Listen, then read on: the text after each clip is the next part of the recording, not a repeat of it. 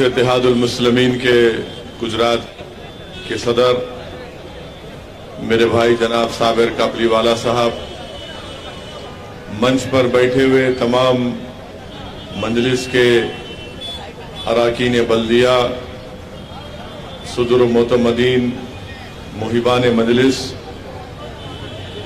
और मेरे बुजुर्गान मिल्लत, इज्जतदार माँ और बहनों, मेरे गयूर नौजवान साथियों, अजीज दोस्तों और बुजुर्गों, मेरी इज्जतदार माँ और बहनों, मैं आप तमाम का शुक्रिया अदा करता हूं कि आपने अपना कीमती वक्त निकाल कर आज के मजलिस के जलसे में शिरकत की। मैं आपका शुक्रिया भी अदा करना चाहता हूं कि जो म्यूनसिपैलिटी के इलेक्शन, बल्दिया के इंतखाबात हुए थे, यहाँ से आपने मजलिस के उम्मीदवारों को कामयाब किया। मैं आपका शुक्रिया अदा करता हूँ। अभी आप और हमने जनाब साबिर भाई साहब की बात को सुना और उन्होंने साफ और वाज़ेह तौर पर इस बात को बताया कि गुजरात के आने वाले विधानसभा के चुनाव में मजलिस इत्तेहादुल मुस्लिमीन के उम्मीदवार और कैंडिडेट इलेक्शन लड़ेंगे।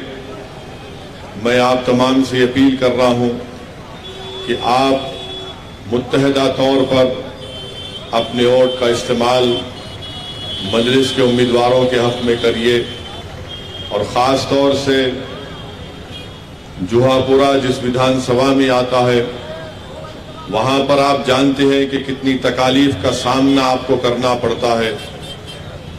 यहां पर ऐसा लगता है कि एक सौतेला सलूक मुसलमानों की बस्तियों से, आबादियों से किया जाता है। भारत के प्रधानमंत्री पूरे देश में पुकार पुकार कर कहते हैं स्वच्छ भारत, स्वच्छ भारत, स्वच्छ भारत। देश के प्रधानमंत्री ने झाड़ू हाथ में लेकर दिल्ली में रोड पर सफाई भी की। अपने पार्लियामेंट कॉन्स्टिट्यूंसी में गए तो घाट पर भी उन्होंने सफाई की। मैं देश के प्रधानमंत्री से अपील करना चाह रहा हूं कि अगर वो जुहापुरा को आएंगे और जहां पर पूरे अहमदाबाद का कचरा डाला जाता है, प्रधानमंत्री भी एक झाड़ू अपने हाथ में ले लें, मैं भी अपने हाथ में झाड़ू लूंगा और वहां से उस कचरे के ढेर को हम साफ करने तैयार हैं। क्या भारत के प्रधानमंत्री और उनकी सरकार उस कचरे के ढेर को, जो ऐसा लगता है कि पहाड़ बना हुआ है, मगर वो पहाड़ नहीं है, कचरे का एक ढेर बनकर पहाड़ की शक्ल इख्तियार कर गया। हम ये आपको बताना चाह रहे हैं कि आपके इस विधानसभा में, इस असेंबली हल्के में कचरे के ढेर के अंबार लगा दिए गए, जिससे लोग बीमार पड़ते हैं, जिससे लोगों को टीबी के मर्ज में मुब्तला हो जाते हैं। इसका कोई पुरसाने हाल नहीं है। आपने बरसों कांग्रेस का, भाजपा का साथ दिया, मगर इन पार्टियों ने आपकी इस तकलीफ को दूर नहीं किया। आप जानते हैं कि यहां पर ट्रैफिक का इतना बड़ा मसला है। यहां पर ट्रैफिक जैम तो ऐसा लगता है कि रोज का मसला है। दिन में 24 घंटे में से 18-19 घंटे तो ट्रैफिक जैम होती है और इसका मसले का हल नहीं होता है। ब्रिज की मंजूरी हो गई, मगर फ्लाईओवर के लिए पैसे नहीं दिए जाते। आप बताइए फिर क्या कर रहा है यहाँ का एमएलए, यहाँ का विधायक? क्या इनको ये तकलीफ मालूम नहीं होती है कि ट्रैफिक के मसले को हल किया जाए, मगर उसको हल नहीं कर सकते हैं। फिर बात होती है कि जल से नल योजना। मेरे अजीज दोस्तों और बुजुर्गों, ये तो सिर्फ एक नारा बनकर रह गया। ऐसे हजारों घर हैं जुहापुरा में जहां पर साफ पानी नहीं मिलता। और आप जानते हैं कि यहां पर एक छोटा सा पार्क बनाया गया था जिसका नाम मुस्कान रखा गया। तो बीजेपी को पसंद नहीं आया कि बच्चों के चेहरे पर मुस्कान कैसे होगी, और उस बाग को बुलडोजर के जरिए निस्तो नाबूद कर दिया गया। मेरे अजीज दोस्तों और बुजुर्गों, आप जानते हैं कि ग्रीन जोन का एक बहुत बड़ा मसला जुहापुरा में है। आप इस बात को जानते हैं कि ग्रीन जोन के नाम पर जुहापुरा की तरक्की को रोक दिया गया और जुहापुरा के उस इलाके में जहां पर एक बड़ी तादाद में मुसलमान बसते हैं वहां पर ग्रीन जोन बना दिया गया और ग्रीन जोन में सिर्फ 5% तामीर हो सकती है।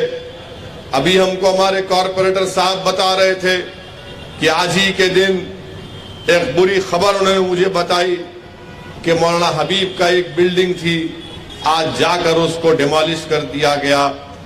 क्यों बीजेपी की सरकार, क्यों यहां के member of parliament Amit Shah, क्यों भारत के प्रधानमंत्री जिनको सत्ता मिली 2-2 मर्तबा भारत की, गुजरात के मॉडल को सारी भारत में दिखाया, मगर क्या भाजपा वाले बता सकते हैं कि गुजरात का कौन सा मॉडल है जहां पर अल्पसंख्यक समाज मुसलमान बसते हैं तो वहां पर ग्रीन जोन बना दिया जाता है? क्यों बना दिया जाता? ताकि अल्पसंख्यक समाज चैन की जिंदगी ना गुजार सके, ताकि मुस्लिम अक़लियत इज्जत के साथ अपनी जिंदगी ना गुजार सके, ताकि उनके इलाकों में सही तरीके से रोड का मौसर इंतजाम ना हो सके। और हम आपसे वादा कर रहे हैं कि आने वाले चुनाव में आप यहां से मंजलिस के उम्मीदवार को आप MLA बनाइए। इंशाअल्लाह ताला ये ग्रीन जोन का मसला साबिर काबुलीवाला साहब की क़ियादत में हम इसको हल करेंगे, इसको निकालेंगे और अगर जरूरत पड़ेगी तो इंशाअल्लाह ताला मैं आपसे वादा कर रहा हूं कि मैं खुद जुहापुरा आकर जुहापुरा की सड़क पर मैं रोड जाम चक्का जाम कर दूंगा उस वक्त तक जब तक के ग्रीन जोन नहीं निकाला जाएगा। मेरे अजीज दोस्तों और बुजुर्गों, ये ग्रीन जोन निकालना जरूरी है। ग्रीन जोन जुहापुरा के मुसलमानों से तासुब की निशानी है, नफरत की निशानी है और लोकतंत्र में इस तरह के फैसले नहीं लिए जा सकते हैं। जुहापुरा में आप जानते हैं कि गवर्नमेंट स्कूल नहीं है, बल्कि मैं ये जिम्मेदारी के साथ आपसे कह रहा हूं कि जुहापुरा में गवर्नमेंट स्कूल, बल्कि पूरे अहमदाबाद में गवर्नमेंट स्कूल सिर्फ 8वीं जमात तक पूरे अहमदाबाद डिस्ट्रिक्ट में है।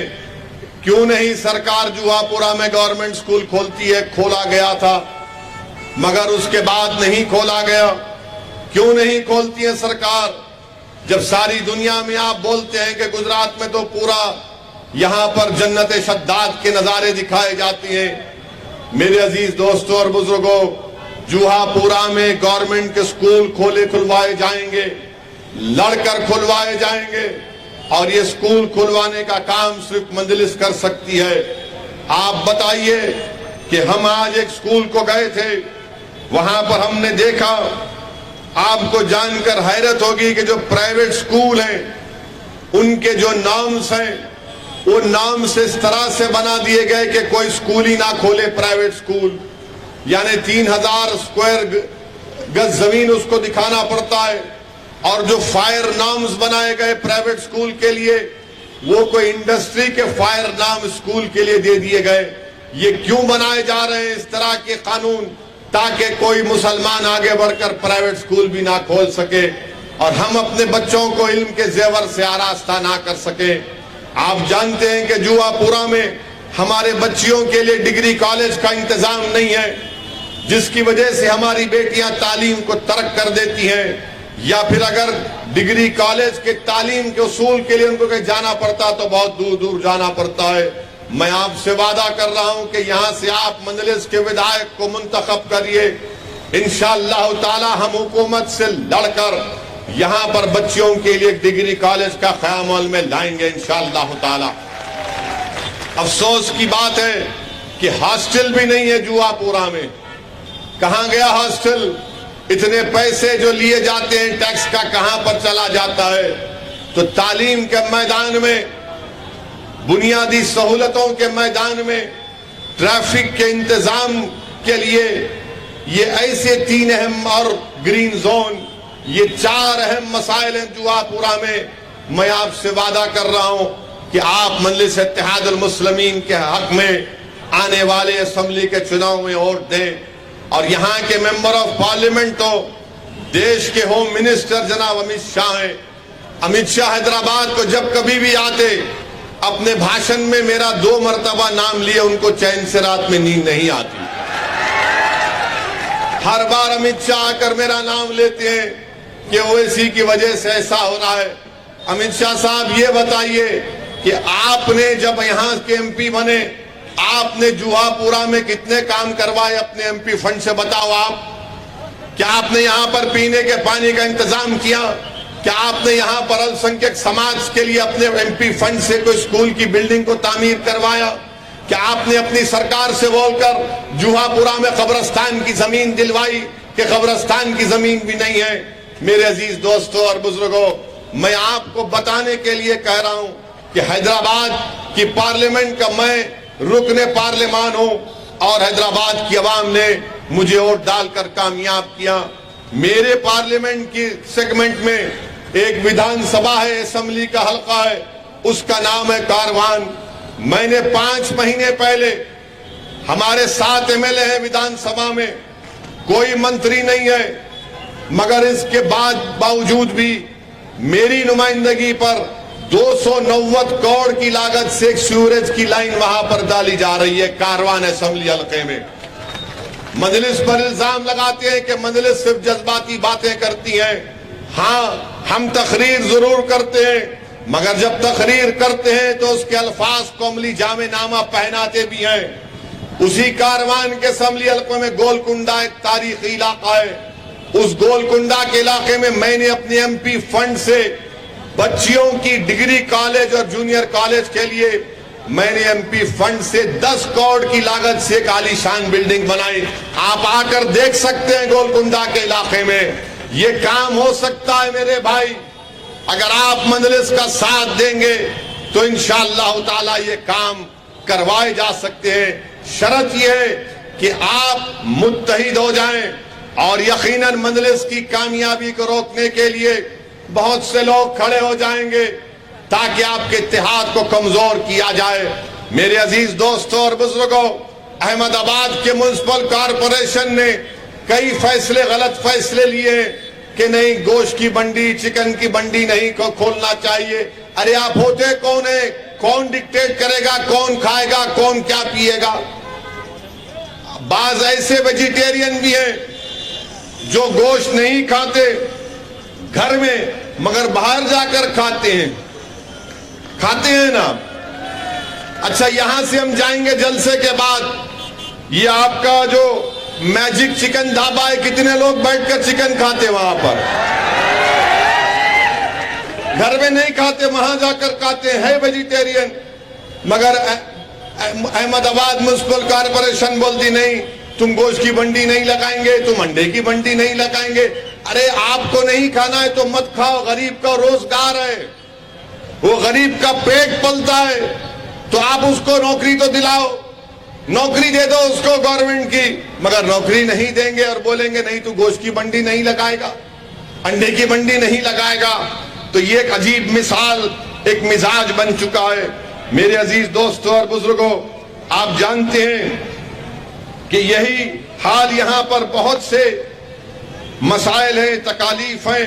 अच्छा, यहां पर पूरे अहमदाबाद के अस्पतालों का मेडिकल वेस्ट का डंपिंग स्टेशन बना दिया गया है। क्यों बनाया आपने उसको? यहां पर कोई पूछने वाला नहीं है। अब कांग्रेस को आपने वोट दिया था पिछले मर्तबा, तब भी कांग्रेस नहीं यहां से कामयाब हो सकी। मैं आज आपसे वादा कर रहा हूं कि एक मर्तबा आप इस विधानसभा में मजलिस के हक में अपने वोट का इस्तेमाल करिए। हम यहाँ पर डेवलपमेंट के काम करवाएंगे। हाँ, जुहापुरा में अगर किसी चीज की जरूरत नहीं है मगर वो बहुत ज्यादा है, वो पूरे हमारे इलाकों में पुलिस स्टेशन खोल दिए गए माशाल्लाह। हर रोड की जरूरत है तो भाजपा ने कहा पुलिस स्टेशन ले लो। अरे पीने के पानी की लाइन की जरूरत है, नहीं पानी मत पियो, पुलिस स्टेशन ले लो। अरे कचरे के अंबार को निकालवा दो, नहीं पुलिस स्टेशन ले लो। अरे ट्रैफिक जैम के मसले को हल करा दो, नहीं पुलिस स्टेशन खोल देंगे। ये इतनी मोहब्बत पुलिस स्टेशन को खोलने से अगर भाजपा को है, स्कूल खोलने से नहीं है, ग्रीन जोन को बर्खास्त करने से नहीं है।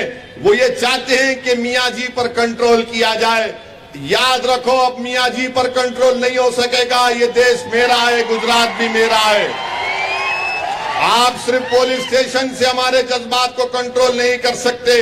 इंसान है, इंसान को जरूरत है पीने के पानी की। इंसान है तो उसकी औलाद के लिए शिक्षा के लिए स्कूल की जरूरत है, बेटियों के डिग्री कॉलेज की जरूरत है। इंसान है तो ग्रीन जोन को खत्म करना पड़ेगा ताकि हम इज्जत की जिंदगी गुजार सकें। ये मजलिस की लड़ाई है। मैं आपसे वादा कर रहा हूं कि आप इन मसाइल पर गौर करिए। और जब बात शिक्षा की आती है तो क्या ये बात सच नहीं है भाजपा वालों कि गुजरात में ऐसे 700 प्राइमरी स्कूल हैं। गुजरात में ऐसे 700 प्राइमरी स्कूल हैं जहां पर एक टीचर पहली से 8वीं जमात के हर सब्जेक्ट को पढ़ाता है। 700 प्राइमरी स्कूल में एक टीचर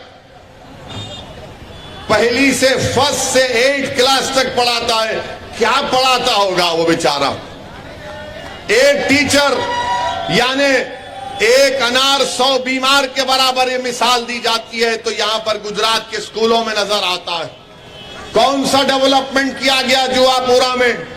जुहापुरा में तो मुसलमानों से सौतेला सलूक किया गया, तासुबियत के मजारे किए गए।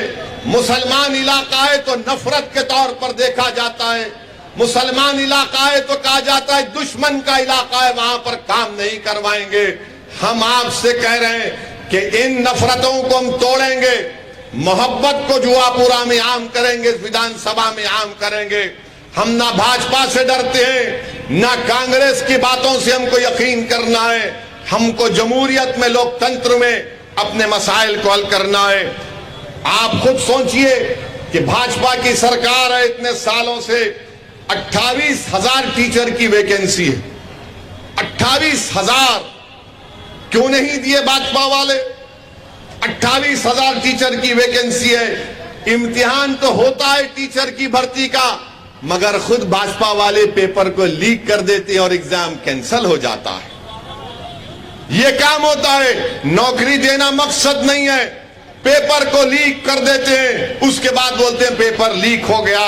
मेरे अजीज दोस्तों और बुजुर्गों, हम आपसे वादा कर रहे हैं कि इंशाअल्लाह ताला मजलिस का आप एक मर्तबा साथ दीजिए और इंशाअल्लाह ताला हम इस जुहापुरा में पूरे गुजरात में जहां कहीं भी गरीबों से, मजलूमों से, दलितों से, मुसलमानों से, आदिवासियों से, हमारे सेकुलर भाइयों से नाइंसाफी हो रही है, मजलिस उस नाइंसाफी के खिलाफ आवाज उठाएगी।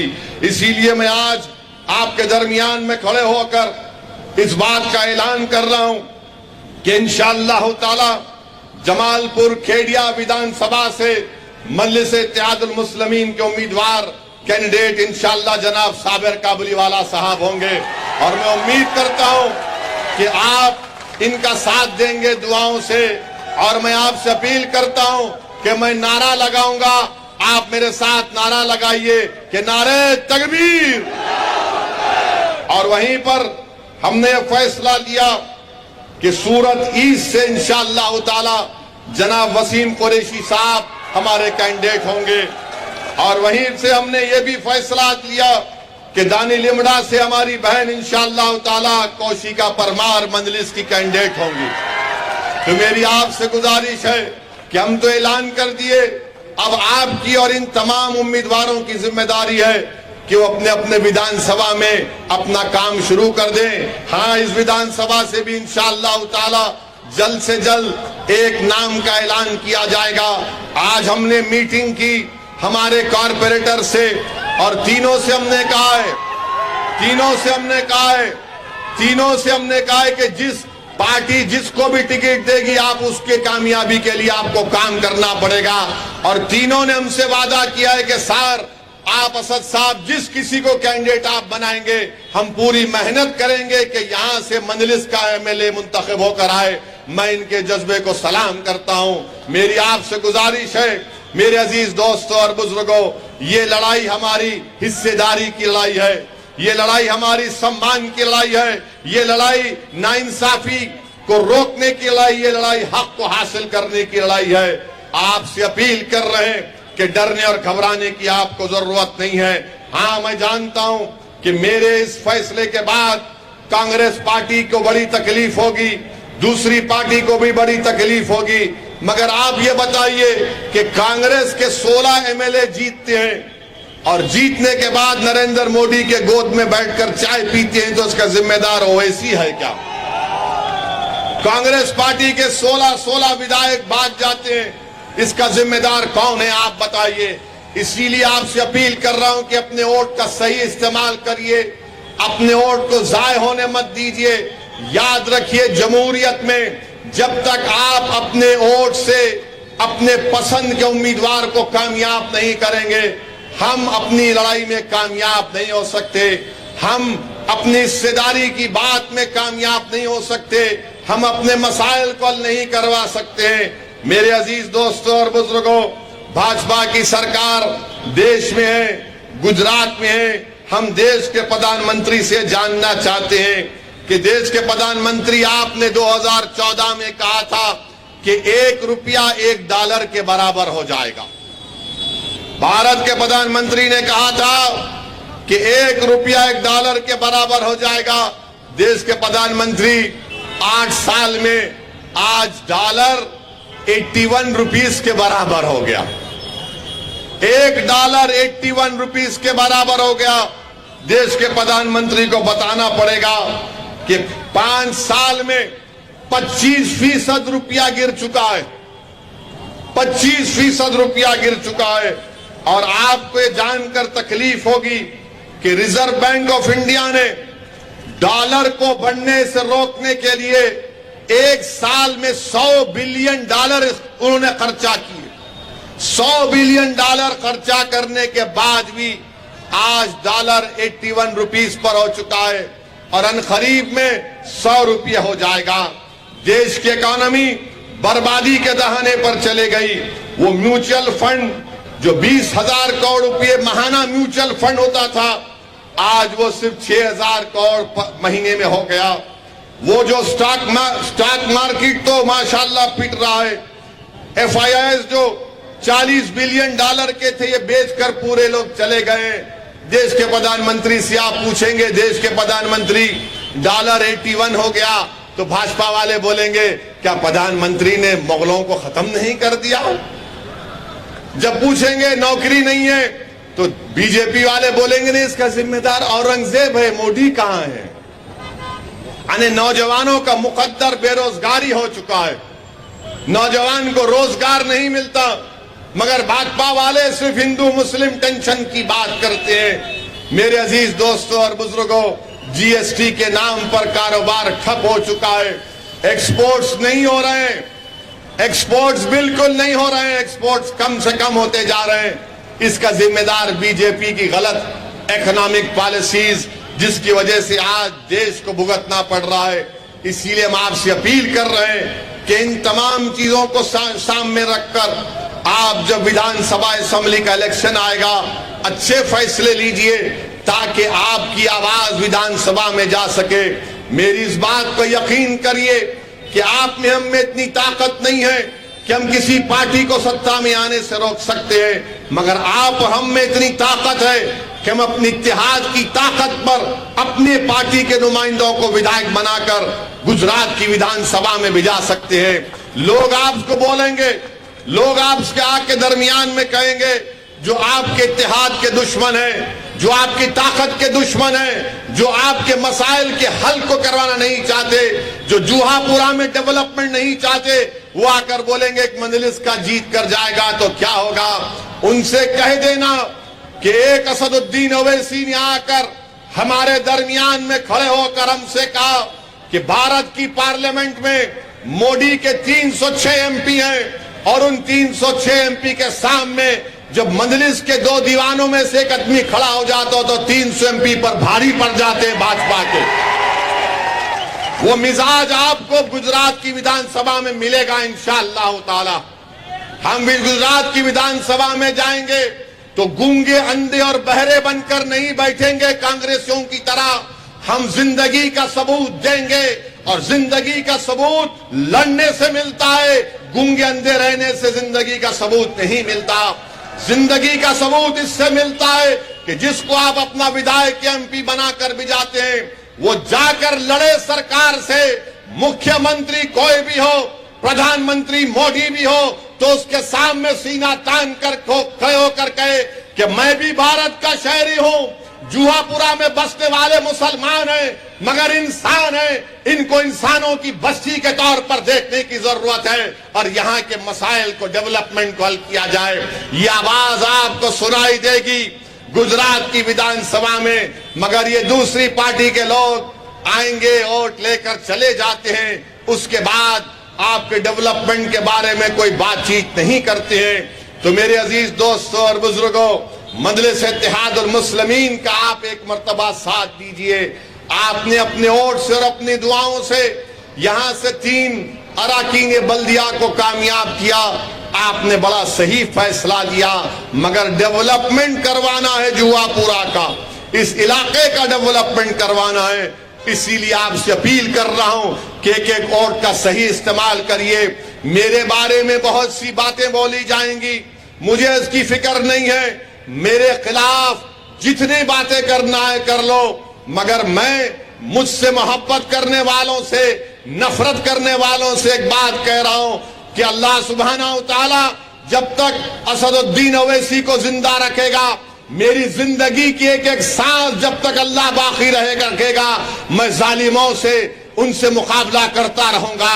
मैं मजलूमों की आवाज बनकर उनके इंसाफ की लड़ाई लड़ता रहूंगा। ये मेरी जिंदगी का मकसद है। मुझे कोई इख्तिदार का लालच नहीं है।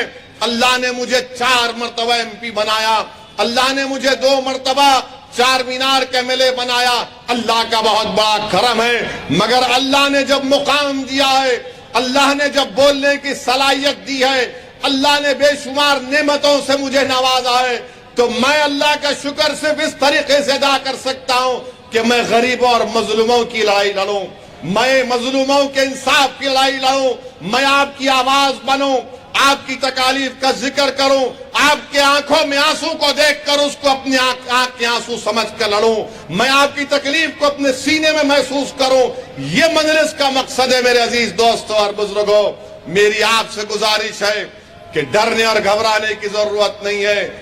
अब बीजेपी आरएसएस एक नया ड्रामा कर रही, और वो नया ड्रामा क्या है कि मोहन भागवत आरएसएस के सर संचालक दिल्ली में एक मदरसे को चले गए, दिल्ली में एक मदरसे को चले गए और मदरसे में जाकर उन्होंने कुरान की तिलावत को भी सुना, मदरसे के बच्चों को भी देखा, और मीडिया ने इसको बड़ा खूबसूरती से रिपोर्ट किया है।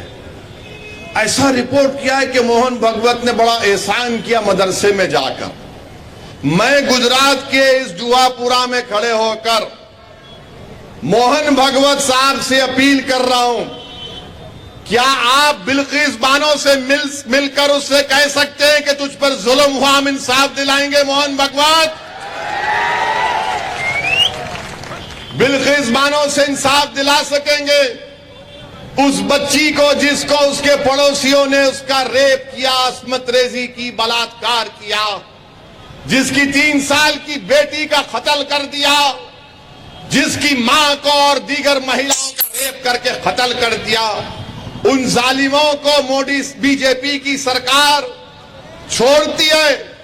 और जब जेल से निकलते हैं ये इस तरह के लोग जो एक बच्ची पर जुल्म किए, उस पर फूल बरसाए गए, क्या मोहन भागवत बिल्किस बानो से मिल सकते हैं? मिलो, मिलकर बताओ, बोलो कि इंसाफ ये होता है, मगर नहीं मिलेंगे। मदरसे को जाते हैं और आसाम में मदरसों को डिमोलिश कर दिया जाता है, मदरसे को जाते हैं और उत्तर प्रदेश में मदरसों का सर्वे होता है, मदरसे जाकर कुरान की तिलावत सुनते हैं और उत्तर प्रदेश में वक्फ की जायदादों का सर्वे किया जा रहा है ताकि मुसलमानों की वक्फ की जायदादों को उनसे छीन लिया जाए। मेरे अजीज दोस्तों और बुजुर्गों, बीजेपी के पास दिखाने को कुछ भी नहीं है। सिर्फ यही दिखाना है कि हिंदुओं मुसलमान को लड़ाओ, दलितों को कमजोर करो, मुसलमानों को हमेशा एहसास कमतरी में मुब्तला कर दो। मैं आपके दरमियान में खड़े होकर कह रहा हूं, ये देश हमारा है, ये देश हमारा रहेगा। इस देश में हमारे बुजुर्गों की कुर्बानियों से, हमारे बुजुर्गों की मेहनत से, उलमाओं की कुर्बानियों से, अंग्रेजों की गुलामी से इस देश को आजादी मिली है। और ये मुल्क को अच्छा करना, इस देश को ताकतवर बनाना, ये हमारी भी जिम्मेदारी है। याद रखो मुसलमानों, मेरी इस बात को जहन नशीन कर लो, आपने बरसों मुख्तलिफ पार्टियों को वोट दिया है। आज मजलिस आपके दरमियान में खड़े होकर कह रही है कि अब वोट लेने वाले बनो। आपने हमेशा बरसों से वोट दिया है, आज वोट लेने वाले आपको बनना पड़ेगा। कांग्रेस को वोट देंगे, भाजपा को कांग्रेस नहीं हरा सकेगी। वो कोई एक और नई पार्टी आई, वो भी भाजपा को नहीं हरा सकती। अगर आज आप गुजरात में मजलिस के उम्मीदवारों को कामयाब करेंगे तो गुजरात की विधानसभा में आपका नुमाइंदा, आपका खादिम, आपका बेटा, आपकी बेटी आपके तकालीफ का जिक्र करेगी, लड़ेगी गुजरात की विधानसभा में। इसीलिए हम आपसे अपील कर रहे हैं कि मजलिस इत्तेहादुल मुस्लिमीन का साथ दीजिए। याद रखिए, वतन अजीज में यकीनन बेशुमार तकालीफ हैं, मसाइल हैं, मगर इसका हल क्या है बताओ आप मुझे, क्या हल है इसका? लोग बोलते हैं कि नहीं, क्या हल करेंगे? या तो हम घर की दरो दीवार को बंद करके खामोश बैठ जाएं, या फिर हम मैदान में आकर जमहूरी तरीके से अपनी आवाज को उठाएं। घर के दरो दीवार बंद करके बैठ जाना आसान जरूर है, मगर याद रखो वो बुज़दिली की निशानी है। अगर ये देश हमारा है तो इस देश के बुनियादी फैसले और हमारे मुकद्दर के फैसले हमारी आवाज के बगैर अधूरे रहेंगे। इसीलिए मेरी आपसे अपील है कि आप एक मर्तबा सियासी तौर पर सही फैसला लेकर, मुत्तहिदा तौर पर अच्छा फैसला लेकर आप यहां से मजलिस को कामयाब करिए। जो मजलिस का उम्मीदवार होगा, हम भी सबसे राय मशवरा करके एक फैसला ले रहे हैं। मगर मेरे अजीज दोस्तों और बुजुर्गों, मेरी आपसे अपील है कि इत्तेहाद को मजबूत करिए, अपनी आवाज को गुजरात की विधानसभा में पहुंचाइए। यही चंद गुजारिशात मुझे आप तक कहना था, और मैं आपसे वादा कर रहा हूं कि इंशाअल्लाह ताला आने वाले दिनों में मैं आपके इलाकों में आऊंगा। एक नहीं, 4-4 घंटे पैदल दौरा करूंगा। आपका घर मेरा घर है, ये आपका घर नहीं है, मेरा घर है ये। मैं आपके घर पर दरवाजे पर आऊंगा, आपका बेटा बनकर आऊंगा, आपका भाई बनकर आऊंगा। बल्कि अगर आप कहेंगे तो आपके इत्तेहाद की भीख मांगने में आपके दरमियान में आया हूं। मैं अपने लिए नहीं आया हूं गुजरात को, मैं इसलिए आया हूं कि आपके मसाइल हल हो जाएं। मैं अपनी इज्जत या अपनी दौलत या अपनी अनानियत में इजाफे के लिए नहीं आया हूं। मैं आपके दरमियान में आया हूं, आता रहूंगा, ताकि जुल्म का खात्मा हो सके। बताओ, एक जुहापुरा मुसलमानों का इलाका है और उस बुनियाद पर उसको नजरअंदाज कर दिया जाता है। इससे बड़ा जुल्म नहीं हो सकता। बहरहाल मुझे यकीन है कि आप हमारा साथ देंगे और हमारी सरपरस्ती करेंगे, हम हमारी गलतियों को सुधारेंगे। यही चंद बातें मुझे आप तक कहना था। आपका बेहद शुक्रिया। अस्सलाम वालेकुम व रहमतुल्लाहि व बरकातहू।